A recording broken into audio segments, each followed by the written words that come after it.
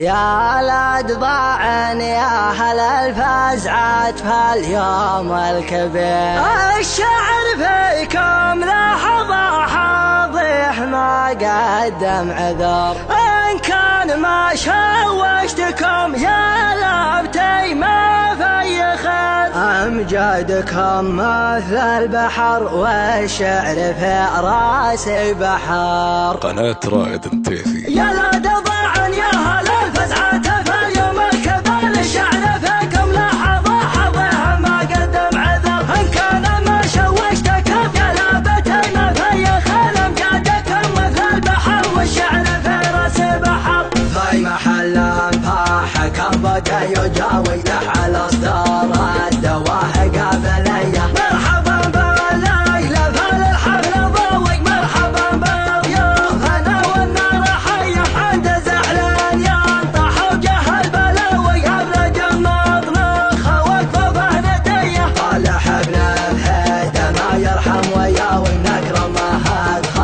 يذبح لك خويه، نادر انت لخه العمل غناوي، العرفان الشعب اليعربيه، يا شبه بهيدا يبعد الهقاوي، الطنخه يا العلوم الحاتميه، وده يمدح وتفاخر بالعاوي، درعنا وسيوفنا في كل هيه، نابت انتصر فوقفة الحراوي، ندر مثل الحرارة الصنميه، اختلط صوت المهند بالعزاوي، فعلهم فالق وسطوتهم قويه، هم سيوف الجيش في وقت الغزاوي، من على ظهر الاصيله والعبيه، كم عقد انزل سرح للدود ناوي، وده هلال على رقبة المطيه، واسمهم معروف من دون حداوي، من مكاسبهم زمان الجاهليه، رصدهم ما يقاويها مقاوي، فالشجاعه والشكاله والحميه، فالجزره مجدهم نجم سماوي، مجلسه بين الصفوف الاوليه، اشهد النازرق يفخر بالعاوي، من يلومه لعنه بجده وحيه.